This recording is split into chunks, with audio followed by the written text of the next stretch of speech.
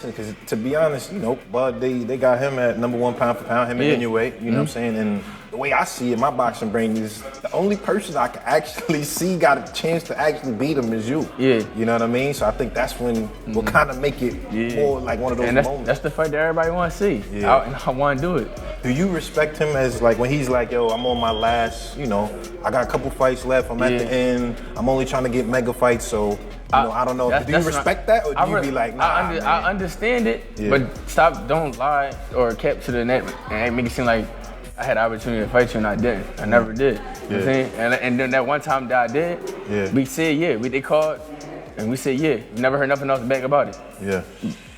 So right. I mean, I respect it though. I mean, get your money. You know what I'm saying? Do your thing, but don't be capping on the net, acting like this, acting like that.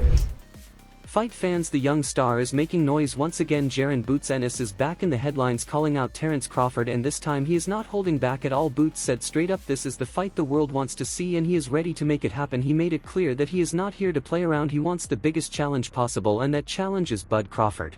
About the Terence Bud Crawford fight. I'm tired of answering questions about it. He already said millions of times that he not fighting me or looking my way, so I'm just tired of answering them questions, and if a fight happened, it happened. I wanted it to happen, but if not, yeah. At the same time, he showed respect to Crawford, especially after Bud admitted he only has a couple more fights left and only wants mega fights before he walks away, but Boots refuses to accept the idea that he ever ducked. According to him, the one time his team actually got a call, they agreed right away, and then nothing happened after that. It was complete silence, and Boots wants people to know the truth. World-class Honda? What does he mean? He said world-class fighter. I guess he's trying to say if you're a world-class fighter. Sign a contract. Exactly, sign a contract. If he wanted to fight, he would have stayed at 47. He obviously said he wanted to move up in comments to be undisputed at 54 or something like that. So right now we ain't worrying about Crawford. We gonna clean 147 now, then we gonna move to 154. If he there and he got a belt, we coming after him. Simple as that. Boots is basically saying respect to you, Bud, make your money and do your thing, but do not go online acting like I had a shot and turned it down. He is not about fake narratives, he wants the challenge, he wants the spotlight, and most importantly he wants his chance to face the pound-for-pound king before Crawford's legendary career ends for good. Right now in my career, a lot of people like boost this, boost that, boost this. Fighting Boots is a lose-lose situation. I win, they're gonna say, oh well, he was young, he wasn't ready. He was talented, he was skillful, but you got the experience over him. You got, so much more than this kid that never been tested before. Me fighting Boots will be like, okay, well, you beat Boots. It's not a mega fight. Here is the twist. While Boots is hungry to face Crawford, Bud is sitting back saying too late, the line is closed, and it makes sense because Crawford sees himself as the final boss who already cleared the whole game. Now everybody suddenly wants him because he is the prize fighter. Virgil had a chance, Boots had a chance, and neither took advantage when it mattered.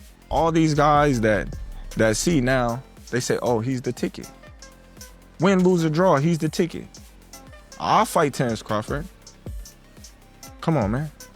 Boots had a chance to fight me. Virgil Ortiz had an opportunity to fight me, but now everybody, I'll fight Terence, or I'm this, I'm that. I'm like, okay, cool. Right now Crawford is like that teacher who offered extra credit all year long, but no one showed up to do the work. Now the whole class is begging the night before finals. Too late. Bud is already writing the last chapter of his story, and that is exactly what makes him so dangerous. He does not need anyone, they need him. He is not chasing fights anymore, he is the fight everyone is chasing.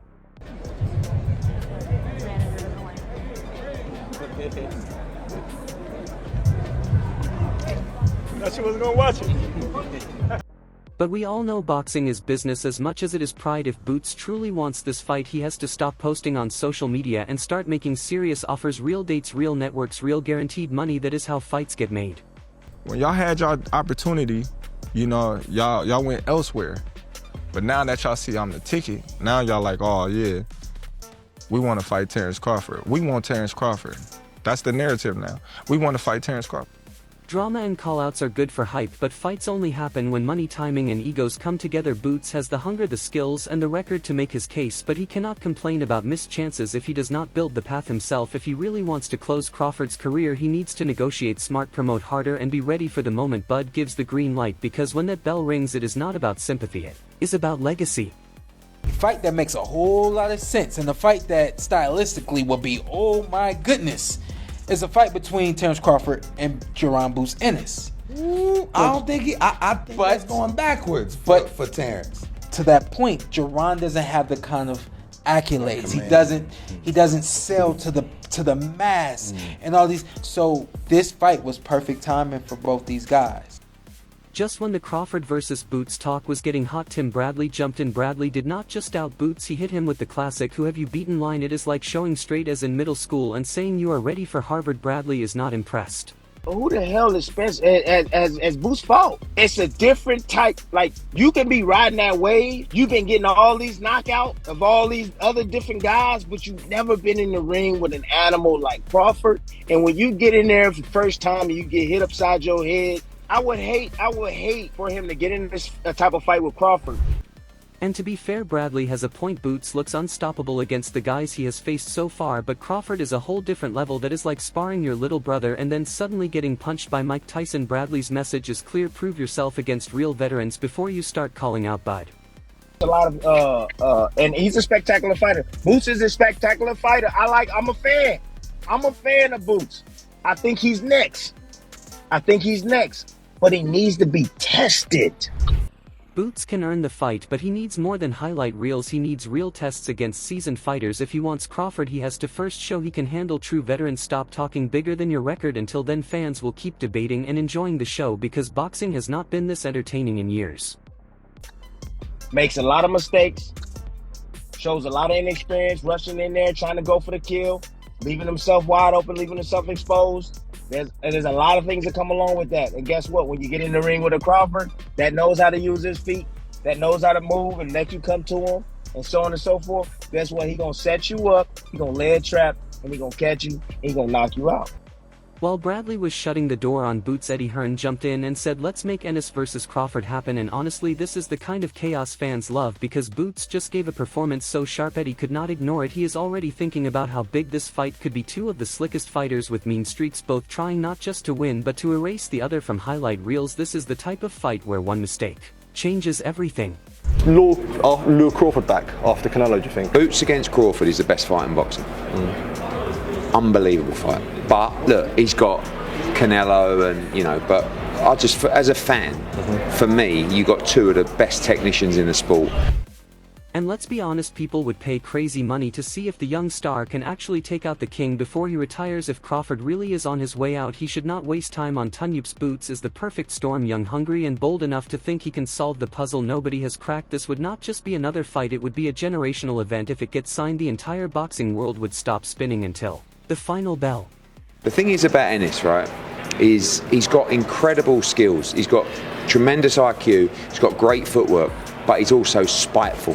And you look at fighters in the past that have got great skills, sometimes they haven't got devastating punch power, they're not trying to force a stoppage, they're not spiteful with it. He's 34 wins with 30 knockouts.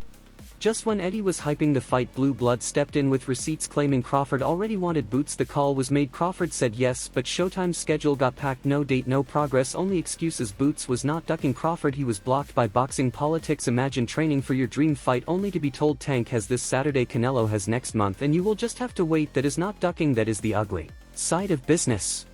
So when exactly is a realistic time to make Jaron Ennis versus Terence Crawford? This is what Steven Espinosa said. He said there's no dates, and then he said that if they did make the fight, they wanted to be in full control.